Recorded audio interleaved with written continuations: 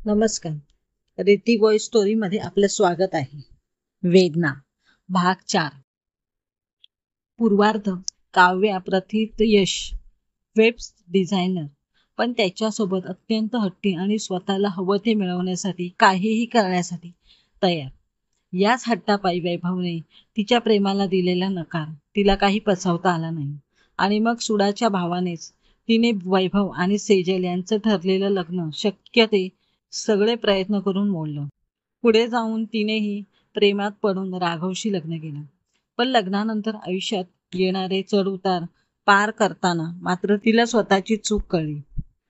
तीच काव्या पुन्हा एकदा फिरून सेजल समोर येते आणि नैराश्यातून बाहेर पडण्यासाठी तिचीच मदत घेते. वैभव ही स्वतःची चूक मान्य करत काव्याला माफही करतो आणि मदतही करतो. आता पुढे. काव्या आणि राघवची तर गाडी मार्गावर आली होती, पण सेजल आणि वैभवचं काय? ती दोघी तर अजूनही काहीच पुढाकार घ्यायला तयार नव्हते. सेजलच्या आत्याने तिच्या लग्नासाठी आता स्थळांचा विचार करू म्हणून तगादा सुरू केला होता. ही गोष्ट अमेयच्या कानावर येताच त्याने स्वरूपामार्फत वैभवपर्यंत पोहोचवली. त्यात भरीतभर ही पडली की इतके दिवस या गोष्टीचा नकार देणाऱ्या सेजलला आत्या आणि बाकी सगळ्यांनी इमोशनल ब्लॅकमेल करत तयार केलं. मनातून जरी सेजललाही वैभव पुन्हा भेटावा वाटत होता, पण त्यावेळेस तिची चूक नसतानाही त्याने तिला दिलेली वागणूक ती विसरू शकत नव्हती. त्याचा आपल्यावर असलेला विश्वास इतका कमकुवत असेल तर आयुष्यभर कसं निभावणार, हा प्रश्न तिला रोखत होता. पुढे 2 दिवसांनी तिला एका मुलाला भेटायचं आहे असं आत्याने सांगितलं.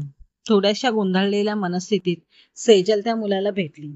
दुसऱ्या दिवशी जेव्हा कांचनने तिला मुलाबद्दल विचारलं, तिला साधं त्याचं नावही लवकर आठवेना. हे बघितल्यावर कांचनने तिला पुन्हा एकदा वैभवबद्दल विचार कर असं सुचवलं.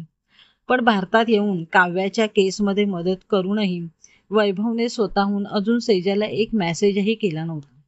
त्यामुळे आधीच्या घटनेमुळे दुखावलेली सेजल अजूनच दुखावली गेली. तिने तसं कांचनजवळ कबूल केलं.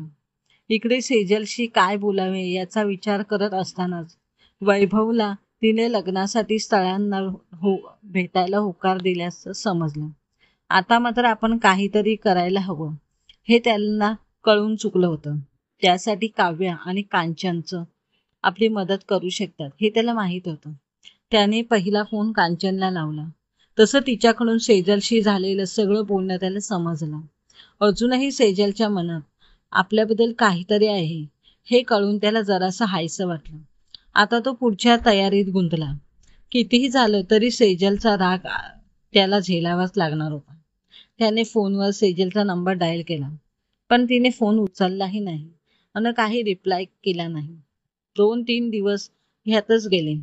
आता वेगळं काहीतरी करावं लागणार हे वैभवला समजलं. तिकडे काव्यालाही मनोमन तर या दोघांना परत एकत्र आणण्यासाठी काहीतरी करायचं होतं. नेमकं काय केलं म्हणजे निदान सेजल आणि वैभव समोरासमोर येतील यावर तीही विचार करत होती. या विचारात मनाशी काही ठरवत ती कामाला लागली. आकाशात मात्र लवकरच येणारी पौर्णिमा नव्याने चंद्राला भेटायचं म्हणून उगाचच गालातल्या गालात हसत होती. क्रमश. उर्वरित कथा पुढील भागात पाहूया.